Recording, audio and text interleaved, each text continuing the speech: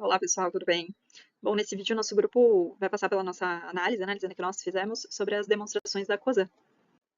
Bom, nosso objetivo aqui é, primeiro, claro, apresentar o grupo, passar um pouco pela companhia, o que ela é, o que ela faz, seu mercado de atuação. Depois a gente fala um pouquinho de parecer de auditoria, entra nas demonstrações financeiras da companhia, fala um pouco de indicadores, como que o mercado enxerga essa companhia, por meio de análise de rating e de analista de mercado. E, por fim, a gente faz umas considerações finais. Então, só para nos apresentar rapidamente, o grupo é composto por eu, Thaís Camilho, pelo José Ramos, pelo Paulo Moura e pela Alessandra Segatelli. Passando para os próximos slides, a gente começa aqui falando um pouquinho sobre quem é a Cosan. Então, a Cosan é uma holding brasileira, ela atua em diversos setores essenciais da companhia, da economia, como energia, agronegócio, logística, óleo, gás, lubrificantes. Eles são uma holding que possui participação em diversas companhias, como nós vamos ver mais para frente. E acho que é importante a gente não esquecer de mencionar que é uma companhia listada na B3, mas que também possui ADS na NYSE, na Bolsa de Valores de Nova York. Tá? Passando para o próximo slide, aqui acho que o intuito é a gente falar um pouquinho sobre a estrutura societária da companhia. Então, hoje, o capital dela é composto por 36% ali num grupo de controle e menos de 1%, um valor bem baixo em ações em tesouraria, e os demais dispersos entre outros acionistas, dentre eles, obviamente, o float na bolsa. Esse grupo de controle, a gente puxou ali no formulário de referência da companhia, boa parte, mais de 30%, quem detém esse capital é a Água Santa. Então, acho que só para dar um panorama, esses dados são de final de 24.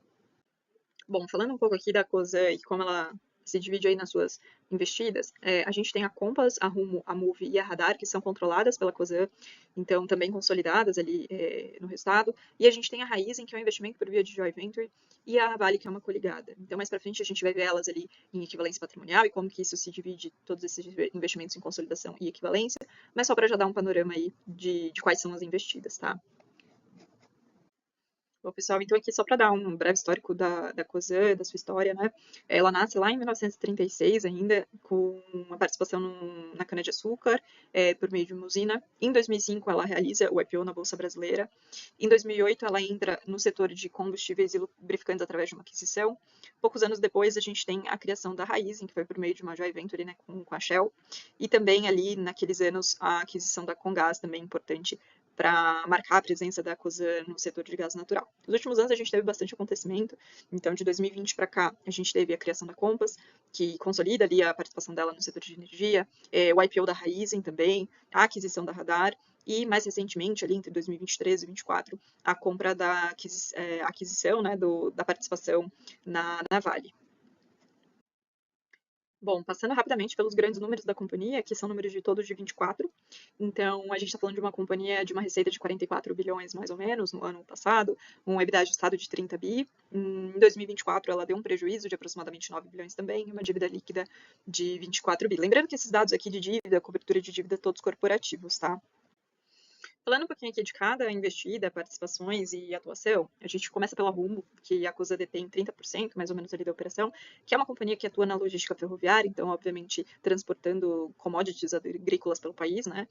Passando para a Raizen, a Cosa detém 44% de participação, que é o grande braço ali de energia do grupo, comercializando etanol, açúcar, bioenergia, e a gente passa ali pela Radar, que a COSA detém 30% de participação, que é uma companhia de gestão de propriedades agrícolas.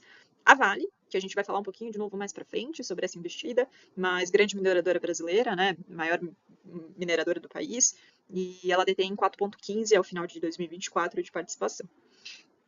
A gente passa para a Compass, 88%, é uma companhia que atua nos setores de gás natural e energia. E, por último, a Move, 70% de participação com soluções de lubrificantes, óleos e etc.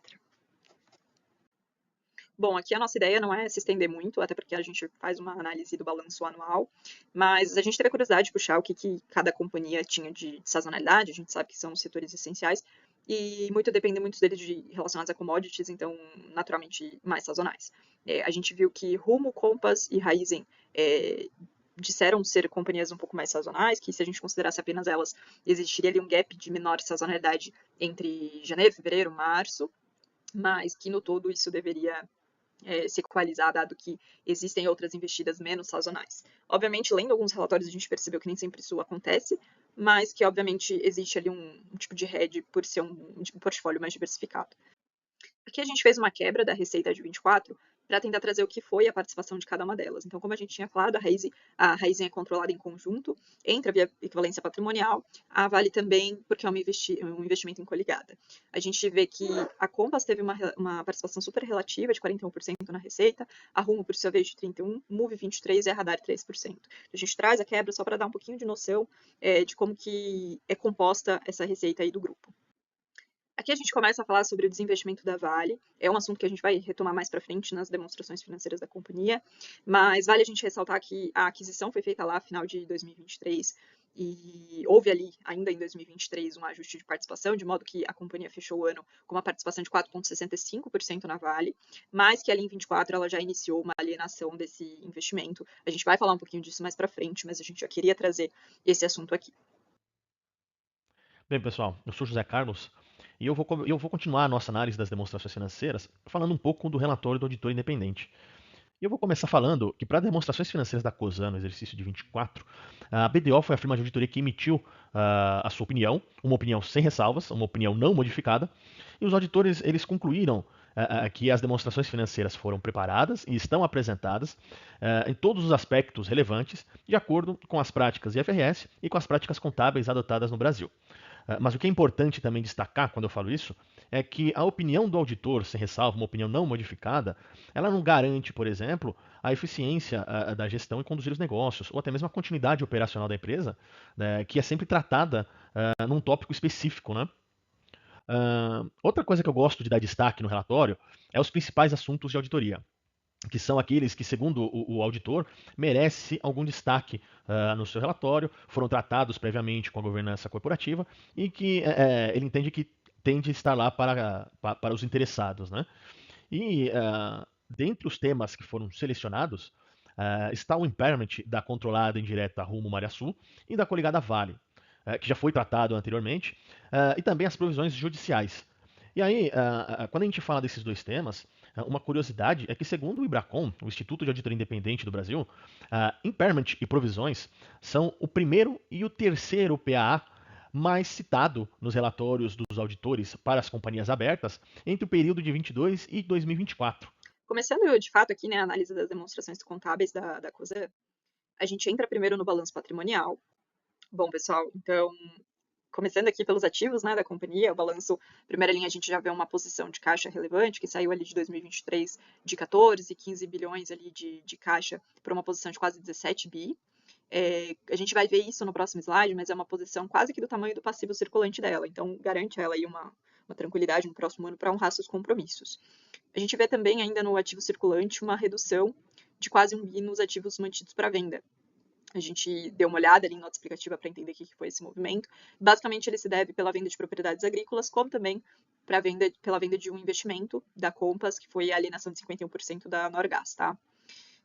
Indo ali para o saldo do ativo circulante, mais uma vez no próximo slide vocês vão poder ver isso, mas é quase o dobro do tamanho do passivo circulante. Então a companhia parece ter uma posição ali no curto prazo tranquila para honrar com seus compromissos, né? Mas vamos continuar aqui. Indo para o IR diferido, a gente vai comentar um pouco dessa variação ali quando a gente falar de resultado, tá? A gente tem também uma queda de investimento em coligadas e controladas que aconteceu basicamente por dois efeitos. Primeiro foi a alienação da parte da Vale, né? Que foi uma variação ali de quase 1 bilhão e pouco, né? E a gente teve também uma redução ali no valor recuperável desse ativo, uma perda, né, desse valor recuperável, que também somou ali uns 4, mais ou menos, e fez essa variação de 17 para 10. Correndo um pouco mais para baixo, a gente vê um saldo de intangível relevante da companhia, muito decorrente dos direitos de concessão que ela possui nas suas investidas, né? E essa variação ela se deu ali basicamente dentro da Compass. A gente foi olhar o que aconteceu e houve uma compra da Comgás que aumentou esse saldo aí de um ano para o outro. Então, basicamente, aí a gente passando por todas as linhas mais relevantes do ativo. Bom, passando aqui para os passivos, né, da companhia, a gente vê um saldo de fornecedores que deu uma elevada de um ano para o outro, né? A gente, em nota explicativa, não achou muita coisa, vale a gente dar uma olhada ali quando for um slide de fluxo de caixa. E a única coisa que a companhia fala é que esses fornecedores costumam ser pagos entre 30 e 45 dias do reconhecimento. De qualquer forma, o passivo circulante, como a gente falou, é quase do tamanho da posição de caixa da companhia. Então, no curto prazo, parece ser uma posição bem tranquila. Passando aqui para o longo prazo, para o passivo não circulante, a gente vê uma posição muito alta de dívida e um crescimento muito grande dos empréstimos e financiamentos da companhia. Parece ser uma empresa muito alavancada, olhando assim, né, o balanço, mas nos parece também que existe algum movimento aí de alongamento da dívida da companhia, parece ser uma dívida mais alongada, né.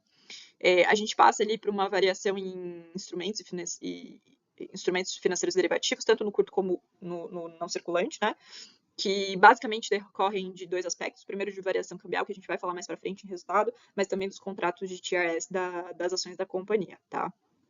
A gente vê também ali no patrimônio líquido uma linha de prejuízos acumulados que excede, né, o valor dos lucros acumulados, já um indicativo ali da companhia que deu prejuízo aí nos últimos períodos, né?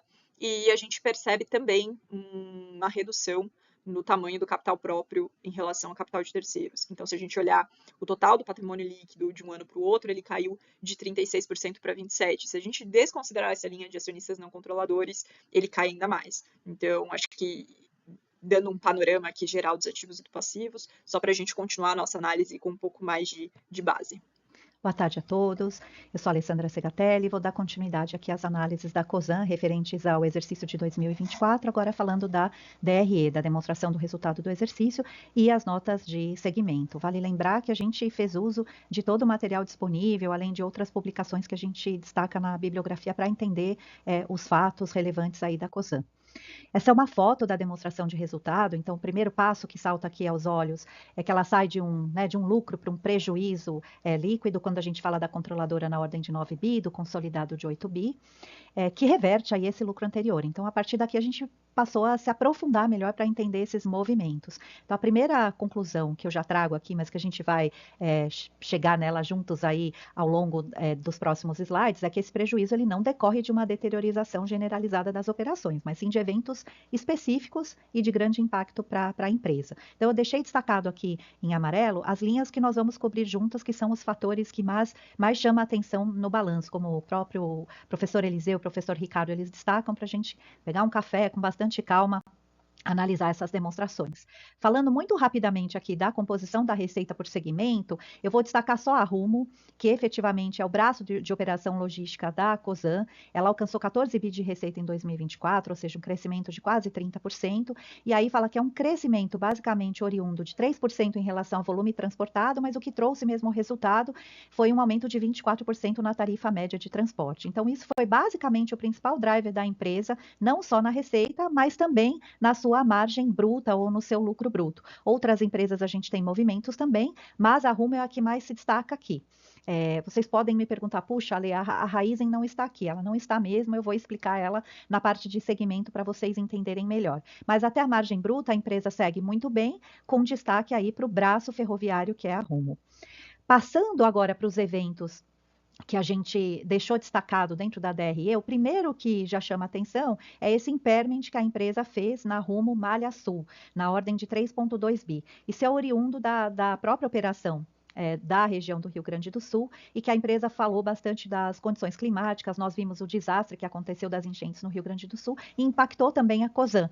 Então, esses eventos inviabilizaram aí o tráfego, o uso de ativos. Então, a empresa precisou fazer o teste de recuperabilidade dos seus ativos permanentes. Eu falo permanentes porque é sobretudo imobilizado aqui, tá? Mas afetou também um pouquinho de intangíveis e direito de uso. Mas, basicamente, a gente teve o primeiro evento recorrente que chamou a atenção aqui de 3,2 bi de baixa. O segundo foi da redução do valor recuperado em coligada, que a gente está falando basicamente da alienação da participação da Vale, na ordem de 5 bi, 4,7. Então, é importante a gente relembrar, né, que a Vale, ela tem a COSAN tem uma participação representativa na Vale. Aqui a gente fez duas perguntas. Como é que foi feito esse cálculo de valor recuperável, né, o cálculo para essa baixa, e por que fizeram em 2024 e não em 2023? Então, esse cálculo, basicamente, a empresa, ela utiliza utilizou, né, o preço da ação ajustado pelos custos da venda, mais o FII da estruturação. Então, ela meio que simulou, a Cosan simulou uma alienação via leilão na B3, e isso foi bastante auditado, e os próprios auditores destacaram isso nos temas de auditoria sem qualquer ressalva. A próxima pergunta que a gente faz é por que em 24 e não em 23? E aí a gente foi estudar também as DFs da Cosan desde 2022, quando ela começou a investir, e a gente entendeu que ela passou a ter uma influência significativa mesmo e aplicar o método de equivalência patrimonial só em novembro de 23. Então, para o exercício de 23 tinha apenas um mês. Então, no decorrer de 2024, a companhia concluiu, né, que as condições de prolongada e significativa diminuição no valor justificariam um impairment, seguindo aí o CPC 18, que é investimento em coligadas. Então, por isso, a empresa reconheceu esse impairment, que deu um efeito relevante também. Em seguida, é mais para destacar que esse impairment, ele também impacta aqui a equivalência patrimonial, né? Os investimentos contabilizados pelo método de equivalência, as perdas, essa desvalorização ou as reversões, elas entram aqui nessa rubrica de equivalência patrimonial na DF. Então, essa perda por impairment, ela não é uma linha separada, ela é parte integrante do cálculo da equivalência patrimonial. Então, é por isso que também a gente tem esse efeito aqui de 2,9 bi, basicamente 3 bi, que aparece nas demonstrações. Quando a gente analisa a linha de variação cambial, que é extremamente relevante, que a gente sai de um resultado positivo para um resultado negativo de 6 bi, eu gostaria de fazer o destaque aqui no que importa, que são as dívidas. O que é isso, né? A Cosan, ela possui dívidas, empréstimos, financiamentos e passivos de arrendamento, basicamente em moeda estrangeira, principalmente do que a gente estudou na nota, número 22, que é dólares norte-americanos. Então, aqui é todo o efeito dessa desvalorização. Quando o real, né, que é a moeda funcional da Cosan, ele se desvaloriza em relação a essas moedas estrangeiras, o valor dessas dívidas, quando convertidos para reais, eles dão esse efeito. Então, é isso que a gente vê aqui, basicamente, na conta de variação cambial. A gente tem um efeito positivo de aplicações financeiras, porque na nota, a própria Cosan, ela destaca lá uma subrubrica específica, que ela chama de rendimentos de aplicações financeiras e de variação cambial de caixa. Então, por isso que ele está aqui também. Tá? Por outro lado, vocês podem me perguntar, puxa, mas se ela sabe dessa exposição, ela não contrata nenhum instrumento de derivativos, de hedge account? Sim, ela contrata e deixa isso separado. Então, é por isso que a gente tem esse efeito positivo aqui. Você sai de um valor negativo de 1 bi para praticamente 2 bi. O que compõe esses 2 bis aqui?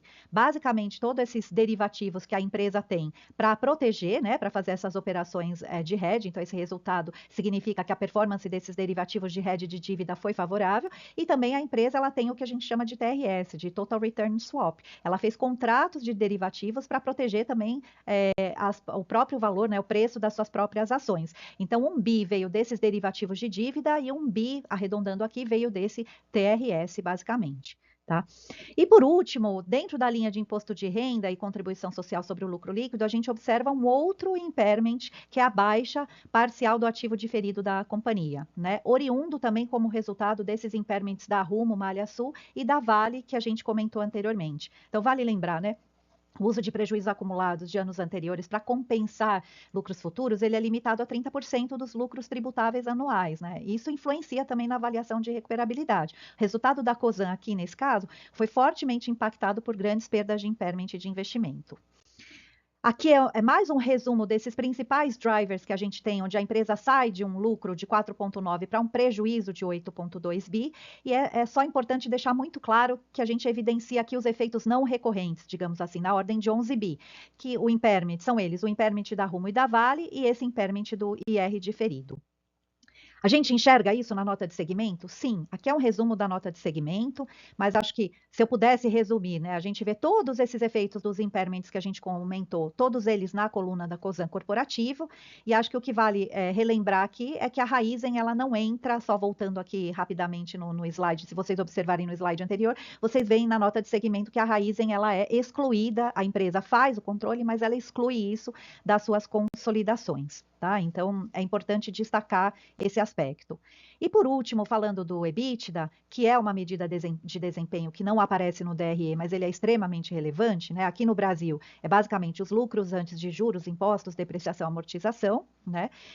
Nesse caso, a gente vê claramente que a empresa ela sai de um prejuízo consolidado de 8 bi para um lucro de 8 bi arredondando 7,6. Né? O que impacta o operacional aqui? São os efeitos que a gente já discutiu das dívidas, né? Da desvalorização do real frente às moedas estrangeiras e alguns outros aumentos de gastos. Então, o que eu gostaria de destacar é que, muito embora o EBITDA seja positivo e ele representa 17% da receita, vale a pena a gente observar o EBITDA de 2023, que ele foi praticamente, né, o dobro, aí a gente está falando de 16 bi ou 41,5% da receita. Então, o que a gente já gostaria de trazer aqui para atenção? Que o endividamento em moeda estrangeira é sim um fator de preocupação.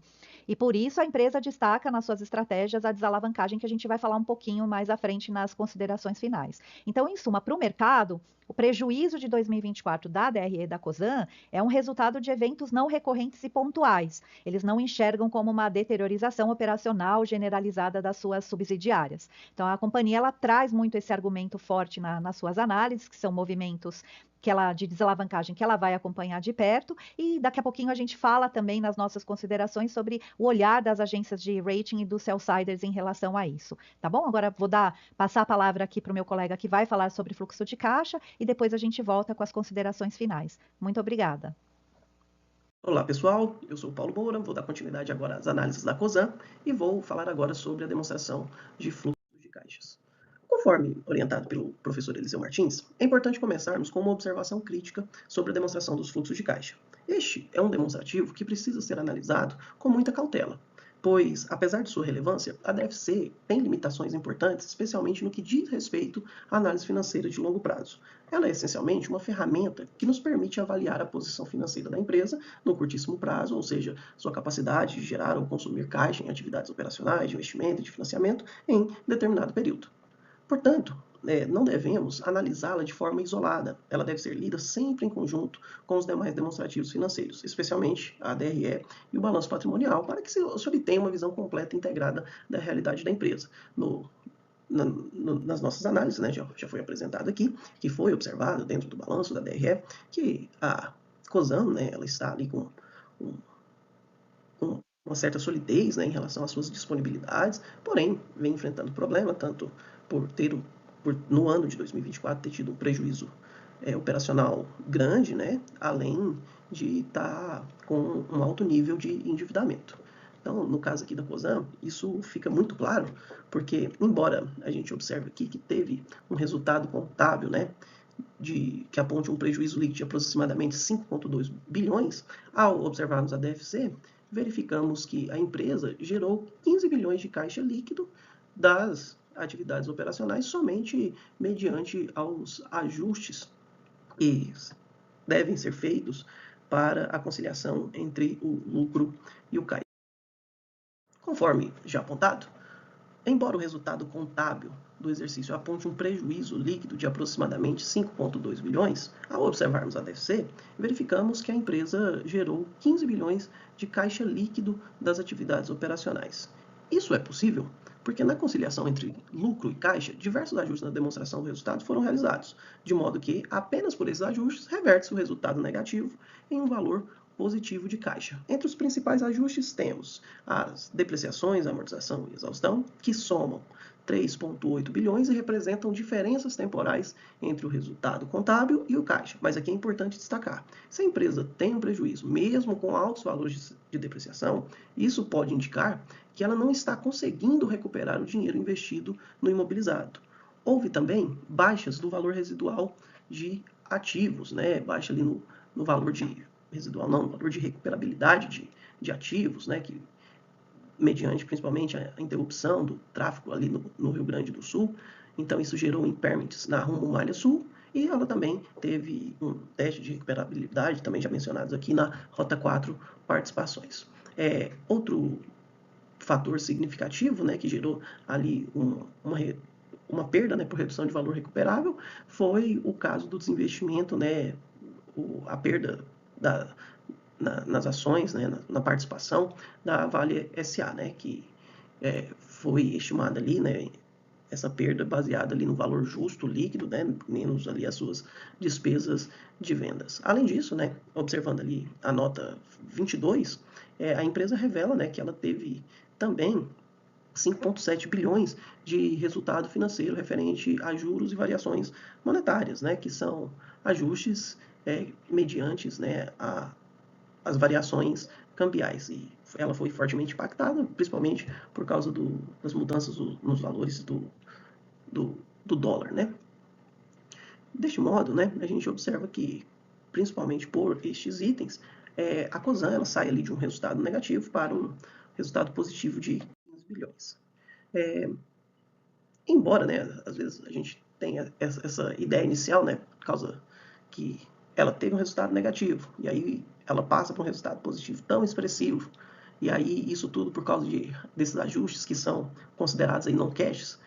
Se a gente analisa que por causa desses fatores e exclusivamente apenas por ter esses ajustes, ela não deve se atentar ao caixa, bom, esse raciocínio ignora, né, que no longo prazo o lucro e o fluxo de caixa, né, eles tendem a convergir, né, pois se os registros estando corretos, né, a diferença entre eles é apenas temporal. Então, portanto, embora a DFC demonstre que a empresa gerou caixa no exercício, isso não elimina a necessidade de uma análise de médio e longo prazo, especialmente sobre a capacidade de investimento, a renovação de ativos e o seu endividamento, né? No caso da Cosan, né, ela manteve ali um fluxo de caixa operacional forte, o que é um sinal positivo aqui no curto prazo, porém é essencial monitorar a sustentabilidade dessa geração de caixa aí nos próximos exercícios, né? Se a gente observar aqui, adicionalmente, né, mediante as variações das contas patrimoniais, ela passa a ter ali um resultado negativo de 2,6 bilhões no consolidado no ano de 2024. Em destaque aqui a gente tem, né, o imposto de renda e a contribuição social, né, aqui no passivo da Cosan. Em relação ao fluxo de caixa de investimento, por se tratar ali de uma empresa de participações, né, ela tem o seu fluxo de caixa de investimento influenciado positivamente, principalmente pelos dividendos recebidos, né, das empresas coligadas e controladas em conjunto, né, e aqui a gente precisa observar que ela tem ali um forte impacto mediante as adições de imobilizado, intangível e ativos de contrato. E aí a gente observa, dentre outros itens, a própria aquisição da Compás, né, que faz com que tenha essa saída de fluxo de caixa, né, forte dentro da empresa e alinhado, né, à própria política da empresa ali de fazer desinvestimento, principalmente para diminuir ali o seu nível de endividamento. Também temos aqui a entrada de recursos mediante a venda de investimentos, como é o caso do que aconteceu na participação na Vale S.A. Temos aqui também o fluxo de caixa de financiamento. A gente observa aqui uma alta alavancagem, né, principalmente ali pela crescente captação, né, de empréstimos, financiamentos e debêntures. Entretanto, claro que a gente observa aqui também um valor alto, né, considerável aqui no valor de amortização, né, e pagamento de juros, o que também está alinhado com a ideia da política da empresa de diminuir ali a sua alavancagem e provavelmente mudar ali o seu perfil de dívida no longo prazo. Então, em relação ao fluxo de caixa, essas são as nossas principais observações. Bem, pessoal, agora eu vou tratar um pouco da demonstração do valor adicionado, né, ou da DVA. E antes de começar, eu acho que vale destacar que ela não é uma demonstração exigida pelo IFRS, mas sim uma alteração advinda da Lei 11.638 e que é aplicável para todas as companhias de capital aberto, né? E o objetivo da DVA é demonstrar o quanto a companhia gerou de riqueza e como essa riqueza foi distribuída entre os tópicos ali, entre os segmentos de pessoal, impostos e aos sócios, né? Bem, e sobre a DVA da Cosan, eu acho que é importante destacar que na controladora, né, por ser uma holding pura, vamos dizer assim, é esperado que a maior parte da riqueza gerada venha da equivalência patrimonial, do desempenho do seu investimento nas suas investidas. O que não aconteceu para 2024. Como a gente já tratou anteriormente, teve um peso muito grande no resultado a equivalência patrimonial, baixo desempenho das controladas na geração de riqueza da controladora. Quando a gente parte ali para o consolidado, a gente percebe que o impairment teve muito peso também, impactando negativamente a geração de riqueza da companhia. Então veja, a gente vê que as receitas elas estiveram mais ou menos em linha, teve ainda um acréscimo de aproximadamente 1 bi, os insumos, uma redução aí de aproximadamente 300 milhões, mas que essa linha de depreciação, amortização e impairment teve um impacto ali de aproximadamente 3 bilhões, né? Sendo que também o resultado de equivalência e o impairment, eles impactaram muito nessa linha do valor adicionado recebido em transferência. Ou seja, como o baixo desempenho das operações no consolidado da Cosan impactam também na geração de riqueza. sendo que no ano de 2023 a riqueza gerada foi de mais ou menos 23 bilhões, e que agora a riqueza gerada foi de 14,6 bi, um declínio bem grande quando a gente compara os dois exercícios. Bem, já na forma como a riqueza gerada foi distribuída, a gente consegue perceber que boa parte disso foi distribuída para os impostos, né? Federais e estaduais, e muito disso, como já abordado anteriormente, refletido na baixa da recuperabilidade desses impostos, né? Ou seja, a estimativa de se recuperar os impostos, ora crédito diferido, acabou não se concretizando e impactou na distribuição da riqueza gerada. Acho que outro ponto que merece destaque também é a questão dos juros e variação cambial, que teve ali um aumento grande tanto na controladora quanto no consolidado, e o que mostra que o que capturou o valor gerado de riqueza foram basicamente o fisco e os credores, não os acionistas. E aí sinaliza o que já foi falado da agenda de desalavancagem, né? O quão é importante isso daí para retomar a remuneração do capital próprio aos acionistas. Bom, agora eu irei falar a respeito dos indicadores. Em nosso processo de análise dos demonstrativos da COSAN, iniciamos primeiro em conhecer o negócio, ou seja, os ramos de atividade nas quais a COSAN está inserida, e posteriormente a análise do parecer de auditoria, pois tem-se a necessidade de que as informações constantes nas demonstrações analisadas sejam confiáveis e acuradas. A partir de então, foi feita uma análise dos indicadores para buscar um sentido lógico para as informações que já foram apresentadas nas demonstrações financeiras. Utilizando como base a obra desta disciplina, né, desenvolvida aí pelo professor Eliseu, temos que a análise das demonstrações contábeis concentram-se, né, essencialmente em dois objetivos fundamentais: a avaliação da rentabilidade e da liquidez da empresa. A rentabilidade, né, indica a capacidade da organização de gerar resultados positivos a partir de seus recursos, enquanto a liquidez revela sua aptidão para honrar os compromissos de curto prazo. Conforme mencionado pelos autores, deve-se buscar evitar a análise de uma grande quantidade de índices. Por quê? Tem-se, a partir de uma análise de vários, né, de infindáveis índices, o risco de se perder o foco da análise e se fixar em detalhes sem tanta importância. Índices são relações entre contas das demonstrações contábeis e, neste momento, nos auxiliam a verificar se o sentido lógico que estabelecemos a partir da observação e leituras dos demonstrativos, de fato, se confirma com os índices. Já foi apontado aqui durante a nossa apresentação que, em relação à COSAN, já observamos que a empresa possui um amplo portfólio de investimentos, um nível alto de endividamento, uma solidez, né, ali em suas disponibilidades e robustos ativos não circulantes. Então, através agora dos indicadores, vamos verificar se esse sentido lógico daquilo que conseguimos observar nos demonstrativos contábeis, eles de fato se consolidam com indicadores.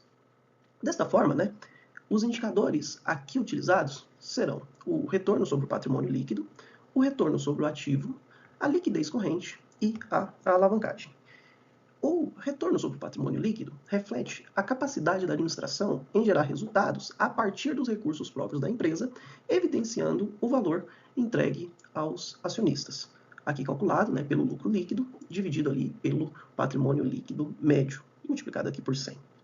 O retorno sobre o ativo mede, né, a eficiência da empresa em gerar lucro a partir dos seus ativos totais. Aqui calculado pelo lucro líquido dividido pelo ativo total, né, multiplicado aqui por 100. Mediante, né, um exercício de 2024 marcado por um prejuízo significativo e reconhecimento de perda considerável da capacidade dos ativos de gerar resultados, os indicadores aqui, o ROI e o ROA, podem melhorar nossa observação aos resultados financeiros. Conforme já apontado também pelo professor Eliseu Martins, o ideal, né, aqui no caso do ROI, seria a utilização do PL inicial mais as variações ocorridas durante o período em análise ajustadas proporcionalmente ao tempo que estiveram à disposição da empresa. Entretanto, em nossa análise, né, foi utilizado o PL médio.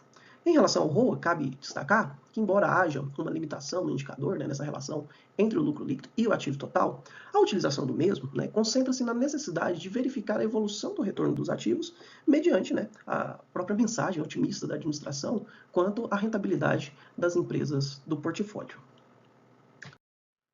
Analisando aqui os dois indicadores, né, tanto o ROI, retorno sobre o patrimônio líquido, e o ROA, retorno sobre o ativo, no ano de 2024, né, ambos mediante até o próprio prejuízo significativo que teve, tem ali o registro, né, do reflexo desse resultado, mostrando ali uma certa pressão para a rentabilidade. Analisando ali um histórico, né, desde ali do ano de 2021, observa-se que a situação da Cosan em relação aos seus retornos, né, ela vem se deteriorando ano após ano, o que de fato reforça o que já é pretendido pela administração de poder reavaliar, né, a sua gestão de portfólios, né, principalmente ali na reestruturação das suas controladas, tendo em vista que a rentabilidade no decorrer dos últimos anos ela vem caindo consideravelmente, né? Se a gente pegar uma relação, né, entre o próprio setor, a rentabilidade da empresa Cosan ela está ali um pouco abaixo. Bom, dando aqui continuidade aos nossos indicadores, mediante, né, o cenário apresentado no ano de 2024, com aumento da taxa de juros e um prejuízo contábil considerável, faz-se relevante analisar a capacidade de pagamento no curto prazo, bem como a capacidade da geração de caixa operacional para a quitação das suas dívidas. Para isso, foi utilizado a liquidez corrente, que apresenta a situação da empresa, a situação financeira da empresa frente aos compromissos financeiros assumidos, ou seja, sua capacidade de arcar com as dívidas assumidas, liquidez corrente aqui calculada pelo ativo circulante dividido pelo passivo circulante, a alavancagem aqui, EBITDA, né, então representa o nível de alavancagem financeira operacional, indicando quantas vezes o EBITDA cobre a dívida líquida da empresa, aqui calculada a dívida líquida dividido pelo EBITDA, e ao analisar esses indicadores, verificando inicialmente aqui a questão da liquidez, embora tenha uma queda ali do ano de 2021 para o ano de 2022, no geral, a gente consegue verificar uma boa capacidade de pagamento da Cosan desde ali o período pandêmico, né? Lembrando que essa capacidade de pagamento, né, ela acaba sendo limitada ali ao curto prazo. No geral, analisando a alavancagem, ela se manteve, né, em patamares regular, até se comparado, por exemplo, com o setor de petróleo, gás e biocombustíveis, de 2021 a 2023, ela manteve-se ali num patamar regular. Entretanto, né, existe ali um salto alarmante para 2024, que indica uma forte deteriorização da capacidade de geração de caixa frente ao aumento do endividamento, o que reforça até a proposta da administração, da companhia, da necessidade, né, de uma desalavancagem, que já até iniciou-se através, por exemplo, da venda da participação da Vale, e redistribuição, né, dessa dívida que a gente também já conseguiu observar, que tem ali uma forte captação e um forte pagamento dentro do fluxo de caixa. Bom, pessoal, pegando um gancho com o que a Alessandra já havia falado, acerca do relatório da Moody's e do BTG, a gente gostaria de trazer aqui mais alguns relatórios de agências de rating e analistas de research para fechar um pouco esse assunto. Então, vamos lá. Aqui a gente traz um relatório da Fitch, que classificou a Cosan num rating nacional como AAA. Nesse relatório, a Fitch destacou a venda da participação da Vale pela Cosan.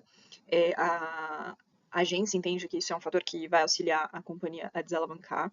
E eles entendem que tem um caminho de mudanças a ser feito. Devido a essa alta de juros, a companhia tem que realizar algumas mudanças na sua estrutura de capital, mas eles acreditam que existe uma flexibilidade financeira e uma diversificação de portfólios ali dentro da companhia que ajudam nesse processo.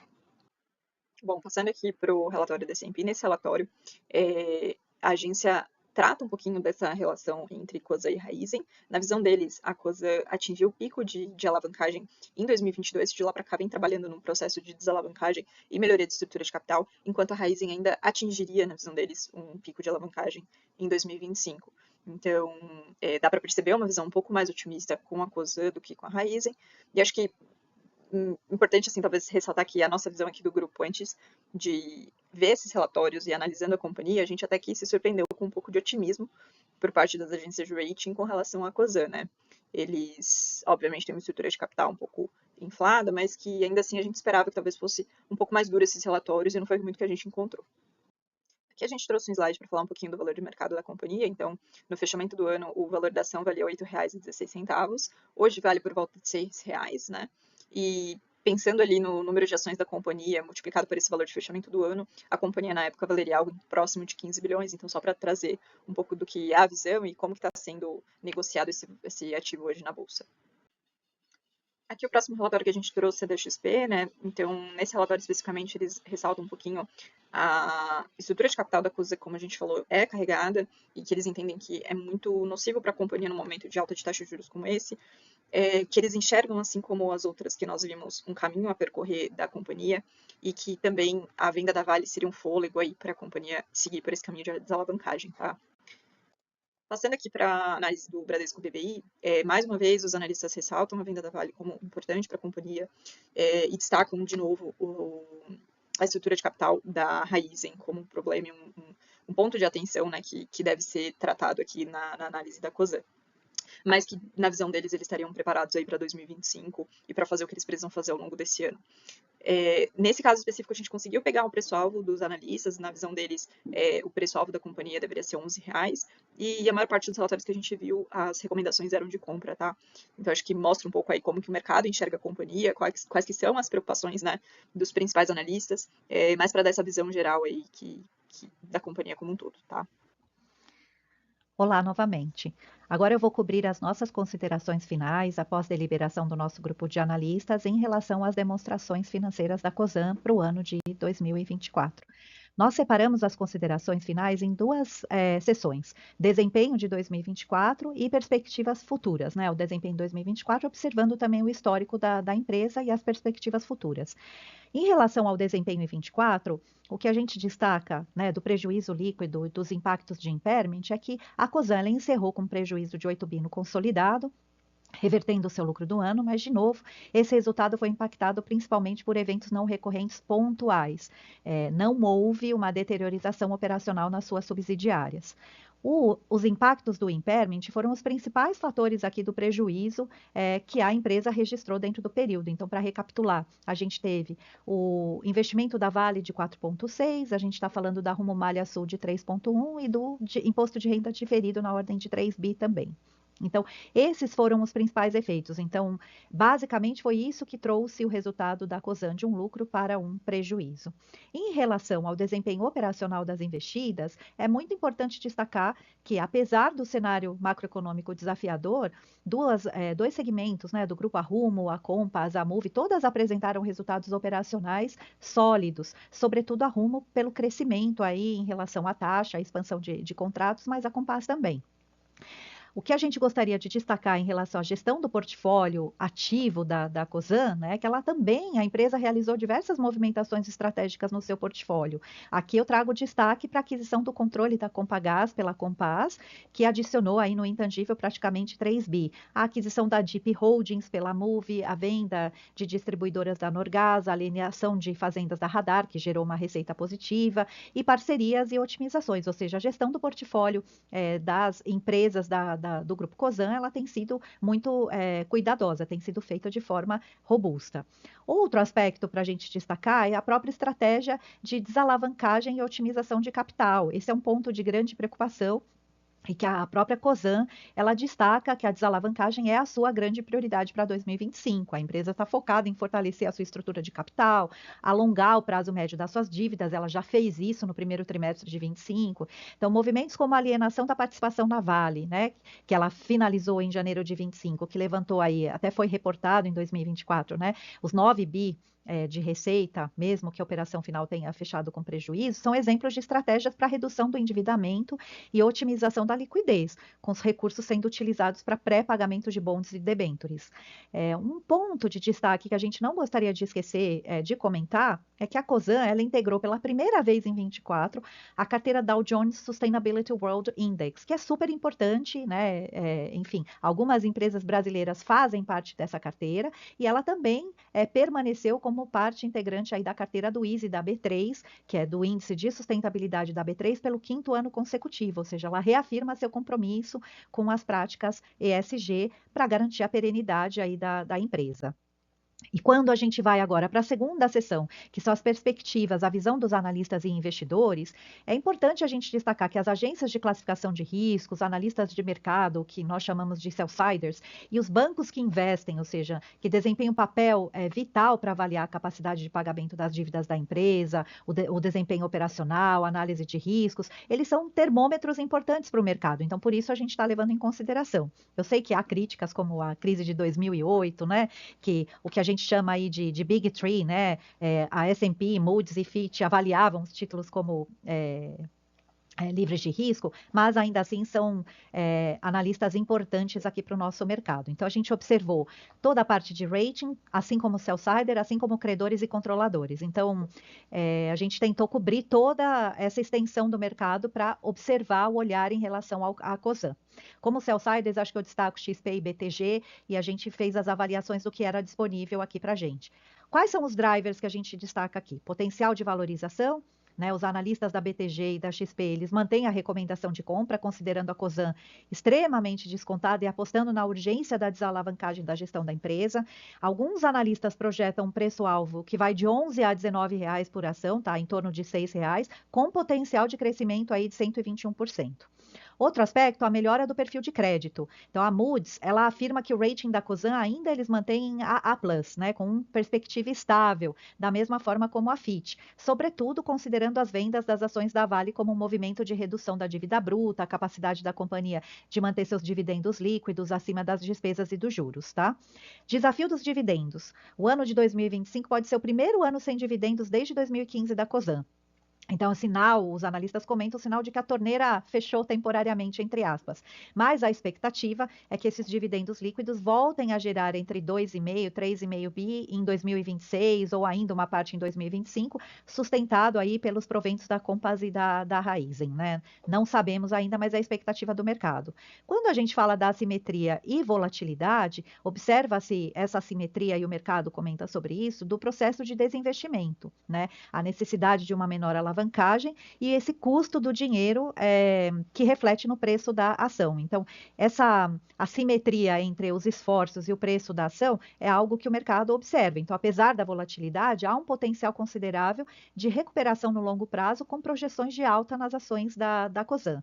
Então, em suma, apesar de um ano de 2024 ter sido marcado, né, por impactos contábeis relevantes e não recorrentes, a empresa demonstra aqui uma clara estratégia de otimização de portfólio e desalavancagem para 2025, apoiada por uma gestão proativa das dívidas, um foco na disciplina da gestão de capital. Então, a solidez operacional das investidas é o grande trunfo da COSAN, e isso é reconhecido não só pelas agências de rating, mas também pelos analistas, combinado ali com potencial, digamos assim, de destravamento do valor que a própria empresa comenta de potenciais IPOs e o seu compromisso com as práticas ESG. Então, a COSAN ainda é posicionada como uma companhia para uma trajetória de recuperação e crescimento no médio e longo prazo, apesar, de novo, dos desafios macroeconômicos que a gente enfrenta no país e da volatilidade do mercado. Então, o monitoramento desses movimentos é crucial aí para os nossos investidores que investem e que analisam a empresa e não olham somente para o curto prazo.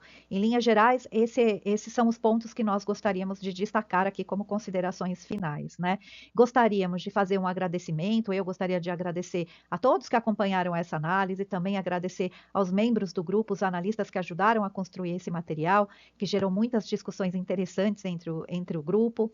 Também gostaria de fazer um agradecimento especial ao José, que nos ensinou as técnicas aqui de gravação desse vídeo, e, claro, com muito carinho, um agradecimento aos professores Eliseu e Ricardo por toda a troca e aprendizado nesse trimestre na disciplina. Um abraço a todos.